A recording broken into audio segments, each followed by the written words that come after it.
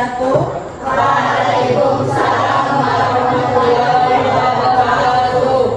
Bagaimana kabar hari ini? Baik. Masih semangat belajar dong? Masih. Bagus. Sekarang sebelum kita memulai pelajaran, kita harus berdoa dulu ya. Jadi memulai sesuatu kegiatan harus diawali dengan doa. Siapa yang bisa pimpin doa? Boleh. Saya. Oke. Teman-teman, sebelum kita belajar, kita berdoa. Doa dimulai.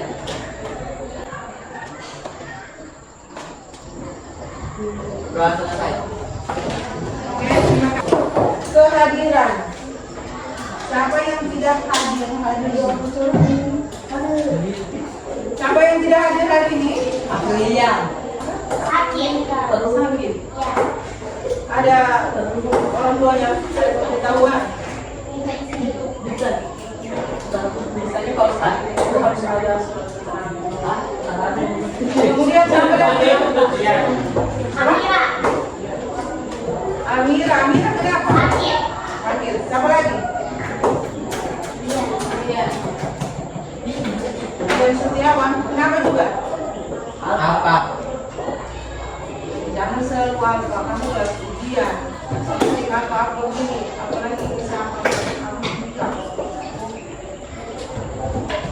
ya. Oke. Jadi usahakan hadir. Kalau ada waktu sehat itu langsung hadir. Jadi apabila sakit, harus bertambah. Ini langsung diam ya. Sekarang perhatikan kebersihan tempat duduk. Semua sudah bersih di laci. Coba periksa laci mejanya. Biasanya di laci itu banyak sampah. Datangkan nyamuk. Karena sekarang ini saya bersihkan dulu laci-lacinya baru kita mulai.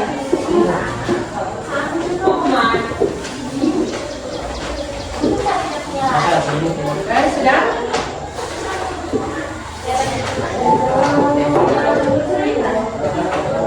Sekarang perhatikan, kalau bersih kita akan nyaman belajar. Kalau kotor kita tidak ada niat belajar. Coba perhatikan. Kalau kita belajar di tempat-tempat yang kotor, senang tidak? Kalau belajar di tempat-tempat yang kotor banyak sampah, senang tidak belajar? Tidak kan?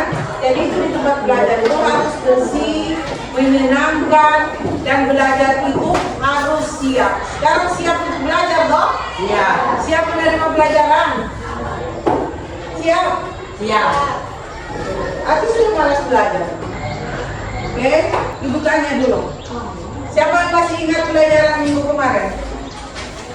Minggu lalu tentang apa? Ya? Tentang globalisasi. Globalisasi. Jadi apa itu globalisasi? Siapa yang bisa? Apa itu globalisasi? Saya. Ya, coba. Globalisasi adalah proses peningkatan hubungan sosial secara dunia. Ya, jadi globalisasi proses perubahan yang terjadi ya. Contoh sekarang banyak perubahan yang terjadi Kak di sekeliling kamu. Seperti contoh sudah menggunakan media elektronik, sudah menggunakan Facebook, Instagram, apa segala macam. Ya, sudah kelihatan sekarang kan bahwa dunia ini sudah semakin berubah. Jadi globalisasi itu adalah satu perubahan yang terjadi. Sekarang kita mau lihat perubahan yang terjadi di masyarakat umumnya dengan di dunia pada khususnya. Itu perubahan apa? Contoh, sekarang kamu kalau belanja itu biasa menggunakan apa? Uang. Ada juga belanja tidak pakai uang? Ada. Belanja itu tidak harus pakai uang, ada juga tidak pakai uang. Jadi yang bagaimana yang tidak pakai uang dan yang bagaimana pakai uang, sekarang kita belajar tentang uang. Jadi sebelum kita masuk di materi, kita harus lihat dulu tujuan pembelajarannya. Jadi tujuan pembelajaran hari ini tentang menganalisis perkembangan keuangan di Indonesia. Menganalisis tentang perkembangan keuangan di Indonesia.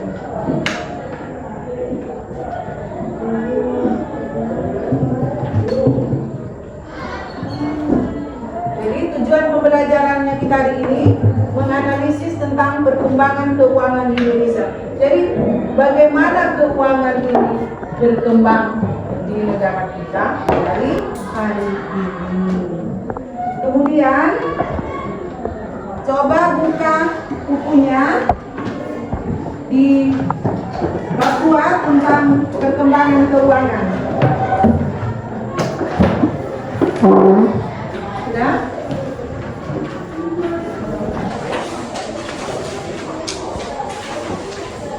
Bab 2 tentang perkembangan keuangan. Perkembangan ekonomi digital dan perkembangan uang dan lembaga keuangan. Di halaman bab 2 halaman 53-54 ya. Oke, sebelum kita masuk di materi tentang perkembangan ekonomi digital,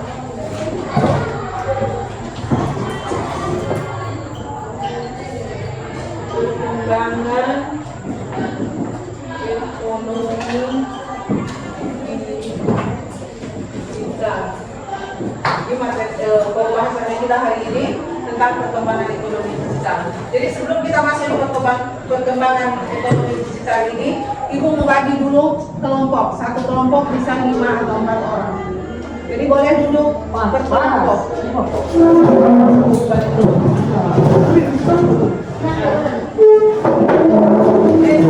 Digital. Kita mulai dengan uang. Uang ini dibutuhkan atau tidak?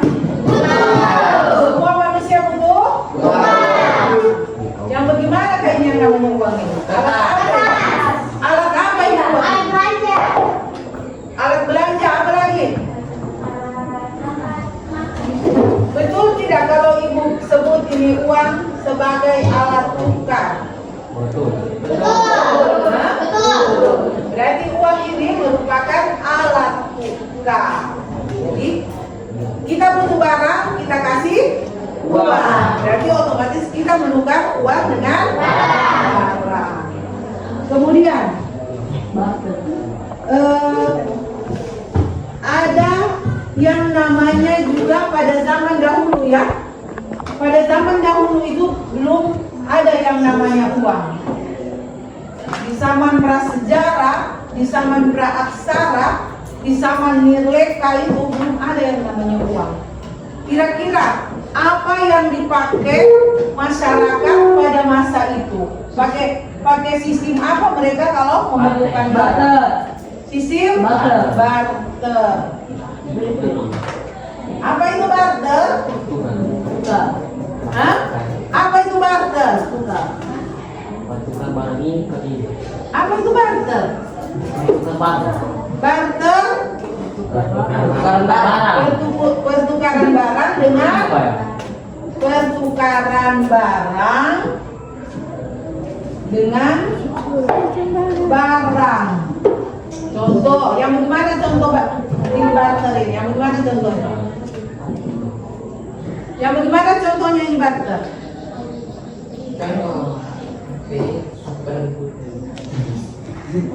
Beras ditukar dengan beras ditukar dengan kopi ya, yang butuh kopi lebih dia butuhkan kopi dari beras, jadi ada beras dia tukar dengan kopi.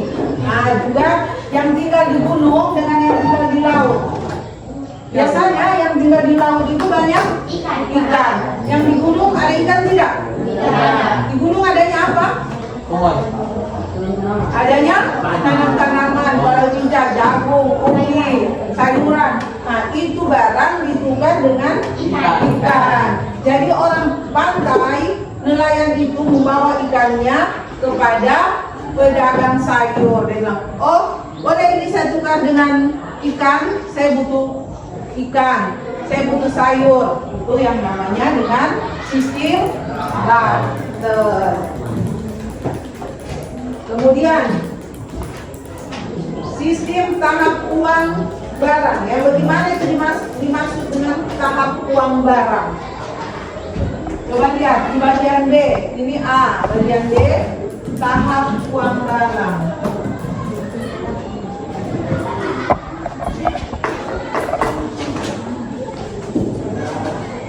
Tahap uang barang yang bagaimana? Coba dibaca di bukunya. Tahap uang barang.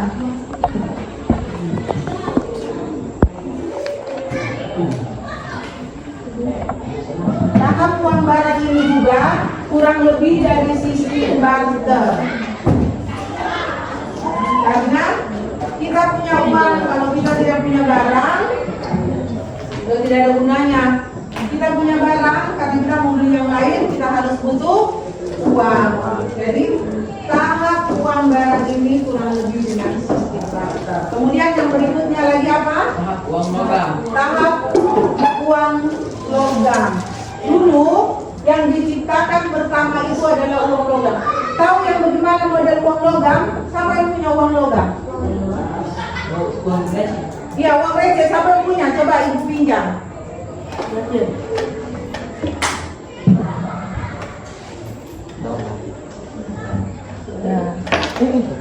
Nah, ini yang namanya uang logam. Dulu sebelum ada uang kertas yang diciptakan dulu uang logam. Tetapi belum begini, belum bernilai 1000 begini. Uang logam dulu sen, ada 5 sen, ada 10 sen. Dulu kalau belanja nasi kuning bukan 5.000 harganya, bukan 10.000, 200 rupiah, 300 rupiah. Iya. Kalau samanya ibu masih SD, masih ada harga nasi kuning itu 3.000. Sudah kayak 5.000 sekarang. Jadi ini yang dimaksud dengan uang logam, tahap uang logam. Tetapi uang logam yang dulu belum begini ya, dia masih bentuknya itu tebal bentuknya, dan warnanya kuning. Konon katanya bercampur dengan emas kembali. Jadi belum begini. Ini uang logamnya sudah bagus. Kalau dibawa di kantong ringan. Kalau dulu uang logamnya, kalau kita umpamanya contoh uang logam 50.000, kita isi di kantong itu berat. Kayak kita bawa batu karung. Makanya uang logam itu mempunyai kelemahan. Uang logam ya. Kalau kita juga mau belanja, umpamanya kita bawa uang logam ini banyak-banyak. Kita mau belanja beli sepatu pakai uang logam, mati begitu. Ya. Jadi uang logam ini punya kelemahan. Dulu. Jadi uang yang pertama diciptakan itu uang logam, belum uang kertas, masih uang logam. Karena uang logam itu banyak kelemahannya, maka dia dirubah menjadi uang kertas. Uang kertas dulu juga dengan uang kertas sekarang itu juga berbeda. Ibu tidak bawa, ada uang dulunya itu, uang kertas dulu. Dia uang kertas dulu itu kertasnya agak agak tipis. Dan uang logamnya karena punya kelemahan uang logam itu, makanya dirubah, diciptakanlah uang kertas. Seperti uang kertas yang sekarang kita lihat. Siapa yang belum pernah lihat uang kertas? Ada yang sudah pernah lihat uang kertas? Sudah. Atau belum? Semuanya ibu rasa ini semua sudah. Kalau uang yang berapa ratus ribu sudah semua memiliki ya. Hilang sudah uangnya itu.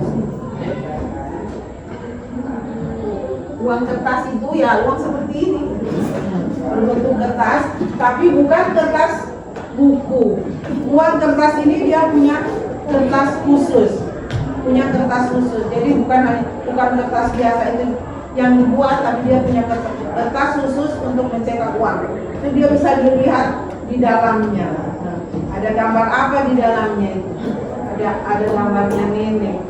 Jadi kelihatan ya. Jadi inilah contoh uang kertas. Kemudian habis uang kertas, uang apa lagi? Uang elektronik. Yang bagaimana itu uang elektronik? Ibu juga belum pernah lihat. Siapa yang sudah pernah lihat uang elektronik? Nah, yang bagaimana? Iya, uang elektronik itu dia menggunakan barcode.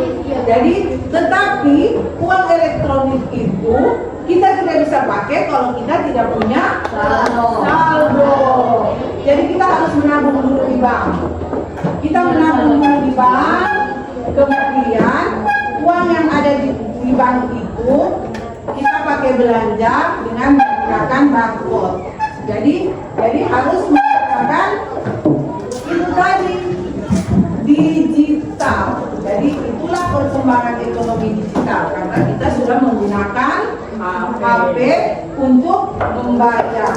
Jadi kita pakai di scan barcode-nya, saldonya kita akan berkurang. Diambil yang punya. Jadi kalau kita belanja di kota-kota besar itu, di sini mungkin sudah ada yang pakai barcode ya. Ya. Nah, kalau kita belanja tinggal bawa itu. Jadi kelihatan siapa tidak punya tabungan, dia pakai HP-nya, kenapa uangnya tidak bisa bertransaksi? Berarti dia tabungannya isinya nol. Jadi itu lagi satu. Tetapi kelebihannya uang digital, kita tidak susah ditipu. Kelebihannya menggunakan uang digital itu kita tidak bakalan tertipu. Karena apa? Karena pembayaran kita 200.000, kalau kita scan akan keluar juga 200.000. Kecuali menggunakan bank yang berbeda, dia akan dipotong administrasi. Tetapi jarang itu. Kalau kita belanja besar ya ada dipotong administrasi. Biasanya tuh 50 rupiah, 100 rupiah, tidak banyak. Dan kecuali kita transfer antar bank. Jadi kalau kita belanja administrasinya sedikit. Jadi kalau kita belanja harga barang 200.000, bagaimana uang digital yang bagaimana? Nah, ini perhatikan dulu Ibu ya. Jadi itu uang digital itu kelemahannya kalau kita tidak menggunakan saldo. Nanti kalau sepanjang saldonya kita banyak akan berfungsi seperti biasa. Itu yang pertama ya. Kelemahannya apa? Siapa yang tahu? Kalau kita pakai uang digital itu kelemahannya apa? Kelemahannya? Nah, satu HP lobet. Kemudian apa lagi? Tidak ada data. Apa lagi? Saldo tidak ada. Yang paling penting kelemahannya kalau kita tidak menggunakan HP kalau kita pakai HP dulu, bisa tidak? Tidak bisa, itu kelemahannya. Tapi kalau kelebihannya banyak, susah ditipu, tidak bakalan hilang. Banyak kelebihannya kalau kita menggunakan uang digital. Kira-kira mana bagus yang kita gunakan? Uang logam atau uang digital? Mana yang bagus kita gunakan? Uang logam atau uang digital? Uang digital. Kenapa bisa begitu? Karena kalau kita bawa uang logam terlalu kalau kita pakai uang digital kan kita cuma pakai HP bawa-bawa. Dan sekarang jarang sekali itu kalau pengusaha-pengusaha di dompetnya ada uang. Rata-rata tidak ada. Jadi kalau kita minta uang, besok-besok minta uang sama omnya yang pengusaha, boleh dulu minta uangnya om. Dia tidak bilang ini, dia jawab, mana rekening? Karena dia harus transfer lewat rekening. Jadi tidak ada, tunggu Rifki, Fikri, uang kita dulu uang di dompet. Ya, kalau dia yang pengusaha. Tetapi kita yang masih belum jadi pengusaha ini, kita pakai uang begini saja beli nasi kuning. Ya, kalau di itu sana di mana buat itu dia sudah bisa menerima scan kan? Dia masih menggunakan uang tunai. Oke. Kemudian kita masuk di jenis uang. Tadi gua sudah menjelaskan jenis uang. Ada uang logam dan ada uang kertas. Kemudian uang juga lembaga keuangan juga mengeluarkan uang yang namanya uang kartal dengan uang lira. Sekarang fungsi uang. Apa itu fungsi uang? Siapa tahu? Fungsi uang. Belanja. Alat tukar. Alat tukar apa lagi? Alat satuan menghitung apa lagi? Itu saja. Berarti fungsi uang ada dua. Alat tukar. Fungsi uang itu ada dua. Fungsi asli dengan fungsi turunan. Kalau fungsi asli yaitu tadi apa? Alat tukar. Alat satuan. Kalau fungsi turunan? Alat penyimpanan kekayaan. Alat penyimpanan kekayaan. Jadi fungsi uang tinggal bagaimana cara kita menempatkan uang. Bisa mau kita pakai begini, bisa mau pakai belanja, bisa mau dipakai transaksi. Ada juga di uang alat penyimpan kekayaan. Yang bagaimana dimaksud uang alat penyimpan kekayaan? Ya, jadi uangnya kita tidak dibelanja, disimpan. Jadi itu namanya uang sebagai alat penyimpan kekayaan. Kalau uang yang tidak bisa menyimpan kekayaan, uang yang di kantong. Iya toh? Tidak bisa lihat kantong dan kalau alat uang sebagai alat penyimpan kekayaan itu berupa ATM, deposit, celengan bisa tidak? Bisa, karena dia tidak dibuka. Oke. Kemudian itu masuk sedikit di lembaga keuangan. Lembaga keuangan itu yang mana? Yang mana dimaksud lembaga keuangan? Yang mana dimaksud dengan lembaga keuangan? Bank. Kenapa sampai bilang bank itu lembaga keuangan? Ya, karena bank itu tempatnya menyimpan uang. Jadi kalau ada uangnya kita disimpan di bank. Padahal bagus disimpan di bawah kasur tidak? Ada yang simpan uangnya di bawah kasur? Ada. Oke, jadi materinya kita boleh dilihat di buku paket masing-masing. Sekarang ibu mau kasih tugas berkelompok. Berkelompok nanti ditulis di sini. Ibu atur dulu baru ditulis.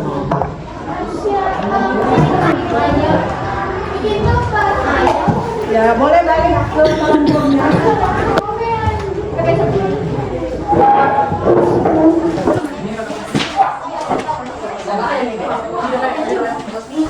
Jenis uang.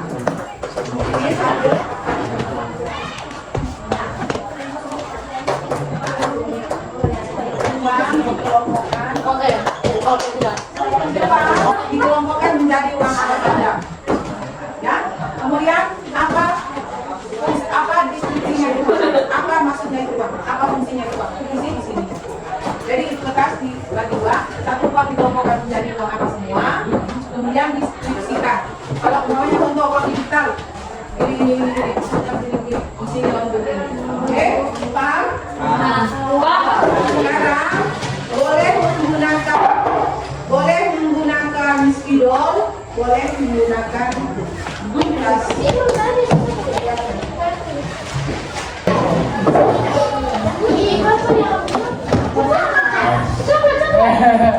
Kita pun ambil di depan. Apa ya ini? Ada.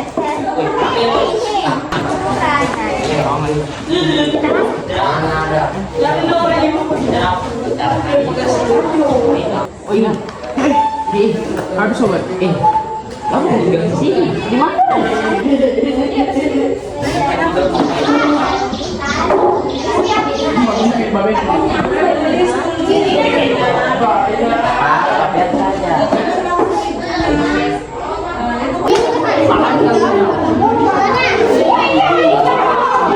Dua orang berbantu.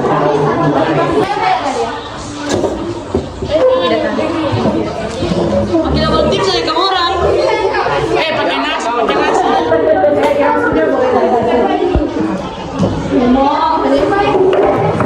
Perhatikan, gagal semuanya sudah selesai dikerjakan. Jadi minta dua kelompok perwakilan dari satu kelompok untuk mempresentasikan hasil pekerjaannya. Oke, kelompok satu siapa yang bisa? Ayo.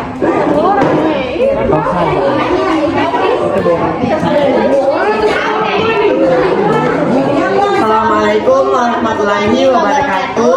Waalaikumsalam warahmatullahi wabarakatuh. Kami dari kelompok 1 ingin mempresentasikan tentang jenis-jenis uang dan deskripsinya. 1. Uang kertas. Pengertian uang kertas. Uang kertas dapat dianggap surat janji bayar yang dapat dinegosiasikan dan dibayarkan kepada pembawanya sesuai permintaan. Terus juga ada fungsinya. Fungsi uang kertas: 1. Alat pembayaran, 2. Alat tukar, 3. Penyimpanan nilai, dan 4. Satuan hitung. Adapun manfaat uang kertas sebagai alat transaksi yang dipraktis untuk pembayaran bernilai hingga besar, mudah dalam jumlah banyak karena ringan. Terus juga ada fitur dan keamanan uang kertas. Dua kali diperbarui dengan fitur keamanan canggih untuk mempersulit pemalsuan. Jenis uang berikutnya adalah uang elektronik. Deskripsinya pengertian uang elektronik. Uang elektronik adalah alat pembayaran yang nilainya tersimpan dalam media elektronik atau server dan digunakan transaksi dalam uang tunai. Terus juga ada manfaat uang elektronik. Pertama, kemudahan dan kecepatan. Kedua, efisiensi dan fleksibilitas. Contoh penggunaan elektronik transportasi, pembayaran tiket KRL, transaksi online, pembayaran melalui aplikasi, retail, membayar di minimarket. Dan yang terakhir ada jenis-jenis uang elektronik. 1. Berbasis kartu. 2. Dompet digital seperti OVO, GoPay, dan lain-lain. Itulah presentasi dari kami. Apabila ada kata salah, kami mohon maaf sebesar-besarnya. Wabillahi taufiq wal hidayah. Wassalamualaikum warahmatullahi wabarakatuh. Menurut kelompok satu. Satu bagi kelompok. Tiga, kelompok 3 boleh presentasikan. Siapa yang bisa tampil? Ayo. Assalamualaikum warahmatullahi wabarakatuh. Saya dari kelompok 3 yang ingin menjelaskan jenis-jenis uang. Uang dikelompokkan menjadi A. Uang barang. Deskripsikan barang-barang yang ditetapkan sebagai alat tukar tersebut merupakan jenis-jenis barang yang diterima secara umum. Generally accepted, yaitu benda-benda yang bernilai tinggi ataupun barang-barang yang menjadi kebutuhan primer setiap hari. B. Uang logam. Logam dipilih sebagai alat tukar karena mempunyai nilai yang tinggi. Digemari masyarakat umum, tahan lama, tidak mudah rusak, mudah dipecah tanpa mengurangi nilai serta mudah dipindahkan. C. Uang kertas. Pada awalnya uang kertas yang beredar merupakan bukti-bukti kepemilikan emas dan perak yang digunakan sebagai alat tukar. Uang kertas digunakan secara luas sebab uang kertas lebih cocok untuk media pertukaran. Sekian dari saya. Wassalamualaikum warahmatullahi wabarakatuh. Aplaus untuk kelompok 3. Terima kasih. Sudah saja karena waktu kita jadi dua kelompok yang presentasikan. Tapi pada intinya sama semuanya ya. Kemudian karena pembelajaran kita sudah berakhir, maka siswa, Ibu minta untuk menyimpulkan hasil pembelajaran yang kita hari ini. Sampai bisa? Oke, silakan Azim. Jadi kesimpulan perkembangan ekonomi digital adalah tren positif dan pertumbuhan signifikan yang mendorong kemudahan transaksi, perluasan pasar, dan inovasi. Namun, memerlukan upaya mengatasi tantangan seperti kesenjangan akses teknologi dan kebutuhan kebijakan yang mendukung demi pembangunan ekonomi yang inklusif dan berkelanjutan. Adapun ketentuan uang adalah alat yang diperlukan manusia. Dengan uang kita bisa berbuat apapun. Uang pun terbagi menjadi beberapa bagian, yaitu uang barang, uang logam, uang kertas, dan uang elektronik. Oke, terima kasih buat hasil. Jadi itulah kesimpulan yang diambil oleh temanmu dalam pelajaran materi hari ini. Jadi pada dasarnya uang itu sangat dibutuhkan oleh kehidupan manusia. Dan jenis-jenis uang ada kelebihan dan ada kekurangannya. Oke, sampai di sini pelajaran hari ini.